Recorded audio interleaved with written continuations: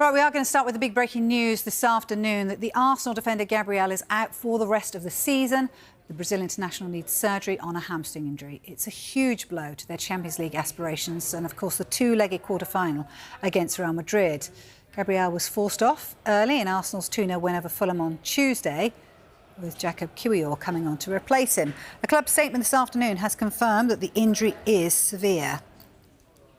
Said this, Gabby will undergo a surgical repair procedure to his hamstring in the coming days and immediately begin his recovery and rehabilitation programme with the aim to be ready for the start of next season. Well, his loss couldn't come at a worse time for Arsenal, with Arteta's side facing a tough run of fixtures, both domestically and in the Champions League, with the Emirates hosting their quarter-final against Real Madrid next Tuesday. And these stats really show how big an impact the defender has since he joined the club almost 5 years ago. They've conceded more goals, dropped more points and have a lower win percentage without him in the side. It's horrible news. It's the news that we all kind of feared after the way we saw Gabriel pull up in the Fulham game. You could tell instantly that he was in quite a bit of discomfort. I hope that him sort of getting up off the ground and trying desperately to get back into position because the ball was still in play hasn't done any further damage. And I hope that's not the reason that he's ended up in a situation where he requires surgery. But this is the third one for Arsenal this season. You know, 3 players now requiring hamstring surgery. And I know people will talk about Arsenal's role in this, and I know people will focus on maybe the lack of rotation with regards to certain players, but I think this is a problem that we've got in the game generally at the moment. The volume of hamstring injuries, full stop, is alarming, and I don't know what the reason is because I'm not a medical expert, but it's certainly something they've got to be working on, trying to get to the bottom of in the background. The timing, as you said, it couldn't be worse.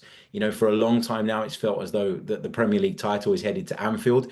And so the Champions League has been the real focus. And there's been so much excitement and anticipation around this Real Madrid game, which is coming up. And to lose the player that, for me, is the player of the season for Arsenal, it is a real big hammer blow. But Gabriel is not just key defensively for Arsenal. He's a major part of their set-piece threat, which has, of course, led to many of their goals in recent seasons. And that's underlined by this statistic. Since the start of last season, out of all the defenders in the Premier League, only Manchester City's Josko Gvardiol has scored more goals than Gabriel's 7. He's been so consistent at both ends of the pitch. He's been immaculate almost defensively, and he's been such a threat going forward. And I worry that him missing is not just going to have an impact in that left centre-back position, but all over the pitch. You think about young Miles Lewis-Skelly, who's come in at left-back and done incredibly well. I think he's been able to thrive, not because, you know, partly because Gabriel's been able to kind of sit there alongside him and guide him, you know, tell him when to go, tell him when to drop, pull him in close to him when he needs to. I think that's a really important relationship. So I think Lewis-Skelly's going to be impacted. I think William Saliba's going to be impacted because Gabriel tends to be the aggressor and the one that goes after the ball. And often you see William Saliba come over and kind of clean up. So his role is going to have to change and be adaptable. There's so many reasons why this is a real big problem for Arsenal. Arsenal are already up against it in the Premier League title race. 12 points off Liverpool with 8 games left. Gabriel's injury comes just as another key player, forward Bukayo Saka, returned from a lengthy absence with a hamstring injury as well. Like this the whole season. I mean, you see Martinelli today, you say we miss in 3 months. You see Bukayo 4 months, Kai 4 months, Jesus almost the whole season, you know. How we have managed to be where we are with all those injuries. Ben White hasn't participated at all this season. Is what it is. But we won it so much that we're going to give it a real go, and we are very excited for the next week. So Arsenal will likely bring in Jacob Kiwior to replace Gabriel at centre-back. The Polish international's only made 9 league appearances so far this season, but could now be Arteta's first-choice centre-back to partner William Saliba in the final games of the campaign. For me, it's dependent on the fitness of Ben White and Jurrien Timber, because in all the talk about Gabriel, it's maybe been overlooked that Jurrien Timber had to go off the pitch with an injury as well. I'm hoping he's okay. I'm hoping that was precautionary. And if that is the case, and both of those two, Timber and White, are available, then I would personally wouldn't start Jakub Kiwior. I'd put either one of Timber or Ben White in alongside Saliba at centre-back. They're both capable of playing there, and then I'd approach it that way. But if only one of them is available, then I think you have to use Jakub Kiwior. And it's not a criticism of the player, because he hasn't played an awful lot of football, and when he has, he's often played at right centre-back, which doesn't necessarily suit him, or at left full-back, which again I don't think necessarily suits him. So you'd be putting him at least in a more familiar position, but just based on the little we've seen, I think it's quite clear there is a drop-off. Well, you can hear the Arsenal manager Mikel Arteta address Gabriel's surgery live on Total Football tomorrow at 1:30. And we may hear from Arteta on this transfer line as well. We understand they're interested in signing Athletic Bilbao and Spain winger Nico Williams this summer. Williams shone, didn't he, as he helped Spain to win the Euros last year and went on to be linked with some of Europe's top clubs. He's played primarily as a left winger, and Arsenal are looking to strengthen in attack. Arteta said recently it would be a big summer for the club in the transfer market. And here's how Williams compares this season to Arsenal's current left wingers, Leandro Trossard and Gabriel Martinelli. Williams has more goals with 9. He also has 7 assists, creates more chances per game than the Arsenal pair, attempting more dribbles and also completing more dribbles as well.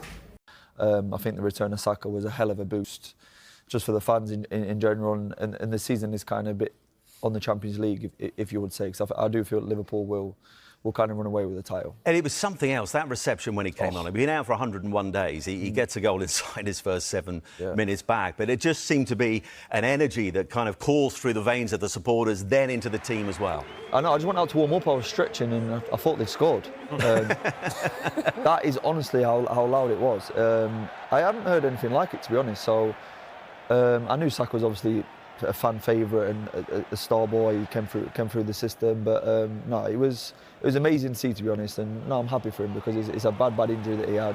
Hopefully rehab's gone right, because you never know with hamstrings and electric players, things can happen again. I mean, yeah, it was kind of meant to fall to him, and I was warming up at that point as well. So no, it was amazing for the Arsenal fans, and it's good to see him back. It's good for the Premier League. And will he start against Real Madrid? Maybe. That's the big question, isn't it? I think they might chuck him in. Well, I mean, Danny, you look at it, that's his 68th goal for Arsenal in all competitions, but the first ever that he scored as a substitute, which just underlines his importance to this Arsenal side. And when he comes on in that game, when you see him normally for Arsenal, he just causes the players around him to raise their games as well, doesn't he? Well, he's a threat. He's one of those players that he's got pace. He wants to get the ball and run at people. He makes things happen. And that's not always just for himself. There's other players. If he makes a run in behind, the fullback drops, the defence drop, someone else can drop into space. Odegaard can find more space in those areas. They haven't really had that threat, and they've lost something because of that. Had he have stayed fit, would they have got closer to Liverpool? Probably, but I don't think close enough. I think Liverpool, you have to say, have been superb this season. They've been fantastic in the league, especially. Mercy's right. They're not going to lose 4 games. And even if they do, Arsenal still have to win every single game. Exactly. Of that. The title is pretty much theirs. It would be the biggest collapse of all time if they didn't win it. But they'll just keep going. Obviously, they'll be a little bit disappointed. They're out of other competitions as well. But obviously, the league in Arne Slot's first season is something special. So that's really important. But Arsenal, there's just something missing. It's very, very difficult to put your finger on what it is. Everybody's had injuries. Everyone has to deal with injuries to key players. But from Arsenal, that X factor's just missing to get them to win a title.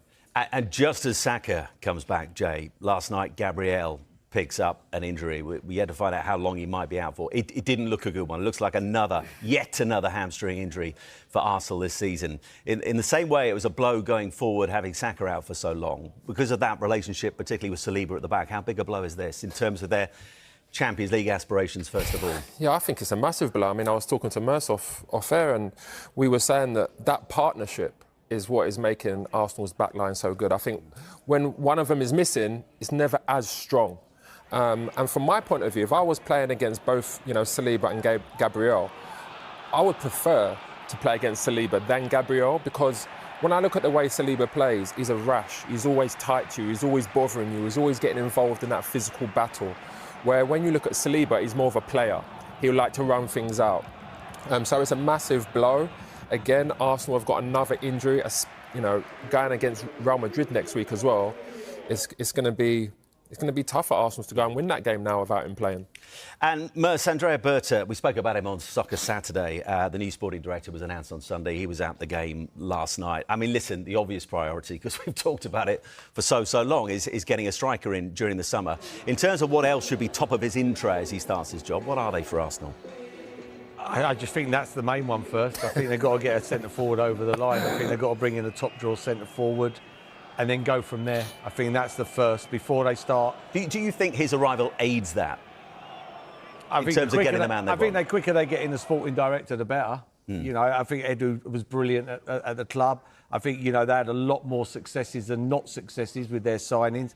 You look at them and look at Man United, it's chalk and cheese. So they need to get someone in, long as they work with Arteta. You know, I think that's important when the manager and the sporting director get on. And if they both sing off the same hymn sheet, they need a forward. And if you look at the moment, the forwards that are being touted around, they're all 6'2". Yeah. They're all big lads. So, you know, they're going in that direction. Do you know what I mean? They're not going to go for a Jesus again. You know, they're going to go for that centre forward with a bit of presence about them. Arsenal defender Gabriel will miss the remainder of the season after the club confirmed he requires hamstring surgery. The Brazilian was substituted in the first half of Arsenal's 2-1 win against Fulham at the Emirates Stadium on Tuesday. Centre-back Gabriel suffered a hamstring injury in the first half of Tuesday's Premier League win over Fulham, which will require surgery. Arsenal say his aim is to be ready for the start of next season, which means Mikel Arteta is without one of his most key players against Real Madrid. Arsenal will not have Gabriel for their Champions League quarter-final tie against Real Madrid after he was ruled out for the rest of the season. The centre-back, who has been one of Arsenal's most key players this season, suffered a hamstring injury in the first half of Tuesday's Premier League win over Fulham, which will require surgery. Arsenal have said the 27-year-old's aim is to be ready for the start of next season in a big blow ahead of a potentially season-defining Champions League tie. Mikel Arteta's side take on Real Madrid in the first leg of their quarter-final at the Emirates on April 8, before the return leg at the Santiago Bernabeu on April 16. Arsenal were boosted by the return of Bukayo Saka against Fulham, but they are facing a potential injury crisis in defence ahead of next week's first leg against Real Madrid. Jurrien Timber was also hurt during Tuesday's game, while Ben White and Ricardo Calafiori were already sidelined alongside season-long absentee Takahiro Tomiyasu. Kai Havertz and Gabriel Jesus, Arsenal's first-choice striker options, are out for the season too.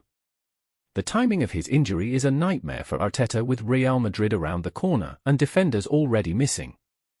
Jurrien Timber was also forced off against Fulham following a knock to his knee, while Ben White missed the game against Fulham with a niggle, and Ricardo Calafiori is facing weeks out with a knee injury. Takahiro Tomiyasu's long-term absence means they are down 5 defenders in total. Gabriel is by far the most important of them.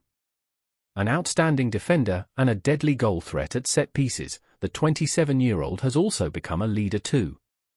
His warrior mentality, in addition to his many other qualities, will be a huge loss in the battle that lies ahead against Real Madrid.